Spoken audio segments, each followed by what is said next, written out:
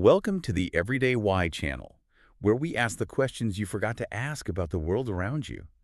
You know that universally relatable moment of sheer panic, like you're on a call, someone plays back a recording and you hear it? Oh, yeah. That strange, flat, sort of nasally voice coming through the speaker? And I mean, your immediate thought is always just, that can't be me. I really don't sound like that. Right, exactly. Well, today our mission is to figure out why that cringe-inducing recording is exactly how the world hears you. We're going to explore the physical and the psychological reasons why that rich, warm voice inside your head is a complete illusion. It really is an illusion. And to understand this gap between your perception and reality, we first have to map the physical journey sound takes to actually reach your brain. So when you speak, sound travels along two completely different paths. Okay. The first path is just through the air. Sound waves leave your mouth, they bounce around the room, and they enter your ears from the outside. And this is the only path a microphone or, another person standing right next to you can actually capture. But there's a second path happening at the exact same time inside our heads, right? Like bone conduction. Precisely. As you speak, the vibrations from your vocal cords travel directly through the dense bones of your skull and straight into your inner ear. It entirely bypasses the air outside. Okay, so it's kind of like sitting in a car with a massive subwoofer.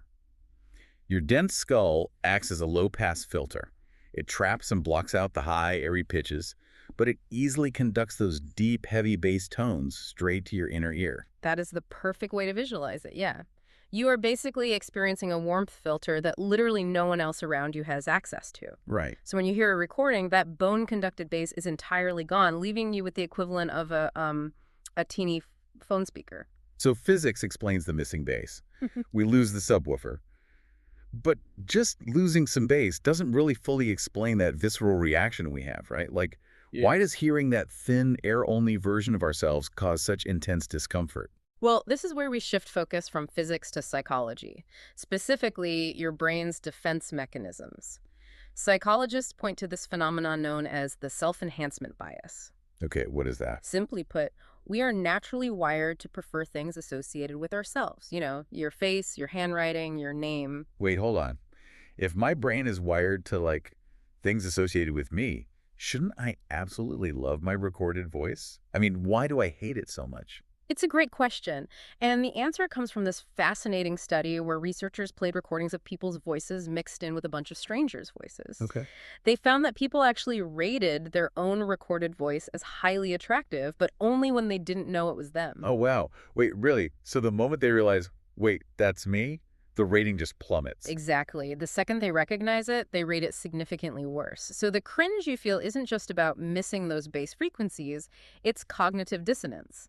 Well, your brain has this idealized internal audio profile of who you are. So when the external reality of the recording hits your ears, it directly contradicts that internal mental image.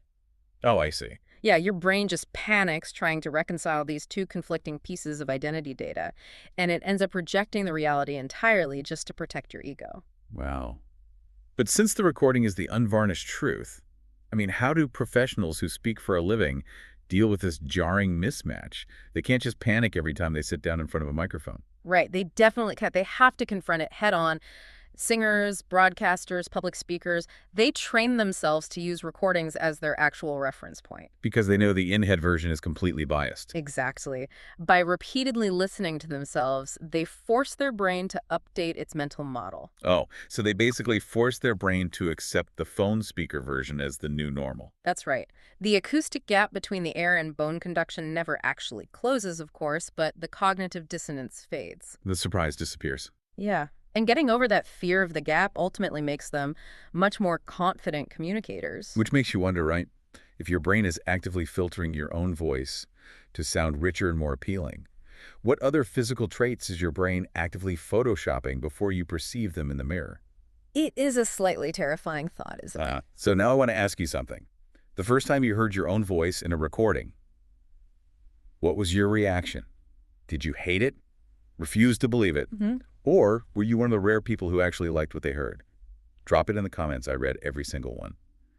And if you've ever wondered why something completely ordinary works the way it does, why things exist the way they are, that's exactly what this channel is about.